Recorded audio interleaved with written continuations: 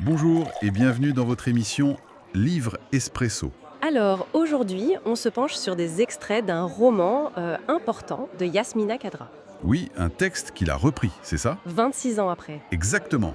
26 ans après sa première sortie, en pleine décennie noire algérienne. Hmm. Et il parle de probité intellectuelle pour cette démarche. C'est ça.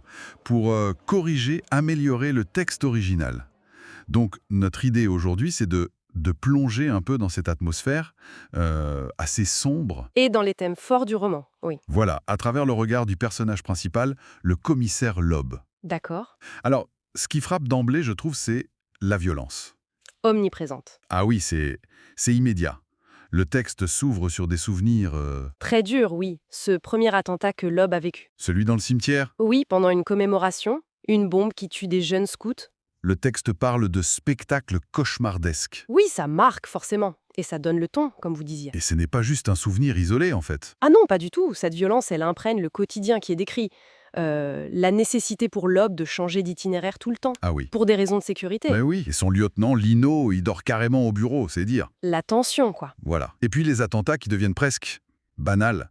La voiture piégée près du commissariat, l'assassinat de l'humoriste Haït Mézienne. C'est une pression psychologique constante, en fait. C'est exactement ça qui est dépeint, une tension permanente. Et en même temps, au milieu de cette peur, de cette violence, il y a un contraste social assez saisissant. Oui, très fort, entre la misère et l'opulence. C'est ça. D'un côté, il y a la Casbah, décrite comme urticante, les gens qui rasent les murs. La peur, la précarité palpable. Et de l'autre, l'opulence décomplexée d'une certaine élite. J'ai noté cette description de la fête chez le gendre de Goul Malek. Ah oui, Les plus de 3 000 mètres carrés pavoisés. voilà. Eliob qui arrive là-dedans avec sa zastava routurière, comme dit le texte.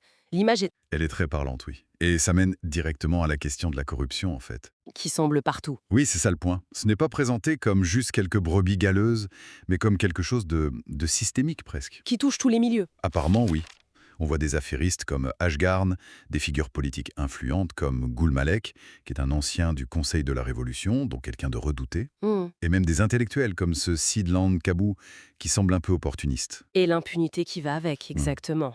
L'impunité, le cynisme, cette phrase terrible, les lois sont faites pour qu'ils leur marchent dessus. Ça en dit non sur l'état d'esprit. Ça interroge vraiment sur l'effondrement des repères moraux, oui. Eliob, notre commissaire, comment il vit tout ça, lui? Il navigue là-dedans. Avec difficulté, j'ai l'impression, beaucoup de colère, de dégoût. Oui, il y a cette phrase où il pense qu'à côté de ces gens-là, il ne mérite pas plus d'égard qu'un Ouistiti. C'est fort comme sentiment. Très fort. Ça montre son niveau de frustration, de dégoût même, oui. Il dit tout cet endroit me fait vomir. Mais il reste. Il enquête. Il y a quand même une intégrité qui lutte. Oui, c'est ça qui est intéressant. Malgré tout, il essaye de faire son travail. Mais parfois, la frustration déborde. Quand il frappe Ashgarn, par exemple. C'est un personnage complexe. Donc pas tout blanc, pas tout noir. Tout à fait. Très désabusé sur la société. Il parle d'un peuple qui se réveille d'un long sommeil, passablement groggy. C'est... Une vision assez sombre. Oui. Et ses relations personnelles semblent tendues aussi. Avec sa hiérarchie, sa famille, même ses voisins. Et son attachement à Mina. Ça semble être un point d'ancrage, non? Oui, mais même là, il y a une forme d'inquiétude sous-jacente, j'ai trouvé. Il dit « Je l'ai aimé autant que je l'aime aujourd'hui », mais on sent la fragilité. Il incarne bien cette époque de rupture. Ce sentiment que quelque chose aura rompu les amarres. C'est ça. Le port d'attache n'est plus sûr. Et l'enquête elle-même, sur la disparition de Sabrine, la fille de Goul Malek, elle sert à quoi dans le fond? Elle plonge Loeb dans les bas-fonds d'Alger. Le cabaret Les Limbes Rouges, par exemple. Ah oui, Et là, ça révèle tout un écheveau, en fait. Ça lie le crime organisé, le terrorisme, et puis toujours ces élites corrompues. tout est lié finalement. C'est l'impression que ça donne. Et les personnages secondaires qu'on croise. Anissa, Mouradati, Didi, Malcolm D. Drex, l'albinos. Une galerie assez trouble. Oui, c'est le mot. Les lignes sont floues entre victimes, coupables, opportunistes. Chacun joue sa partition dans ce chaos. Et même la religion est instrumentalisée, si j'ai bien compris. Le texte parle des gourous de l'Apocalypse.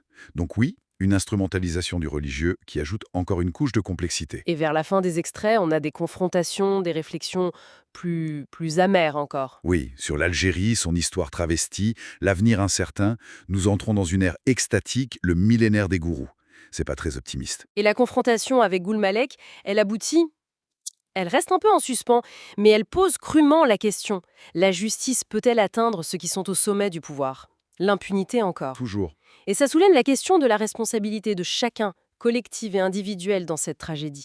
Comment on se reconstruit quand tout semble cassé? Donc une exploration vraiment intense hein, de cette Algérie fracturée, vue par l'aube, cynique mais lucide. C'est ça. Le roman interroge le mal, la corruption, mais aussi peut-être la résilience humaine face à l'horreur. Et cette confrontation finale ou cette absence de résolution claire, Elle laisse une question en suspens, oui. Face à l'échec de la justice des hommes, quelle place reste-t-il pour la conscience? Ou pour une autre forme de justice peut-être? une question profonde pour terminer. Merci pour votre écoute. N'oubliez pas de vous abonner à l'émission, de commenter et de nous proposer les livres que vous aimez. À très bientôt dans Livre Express.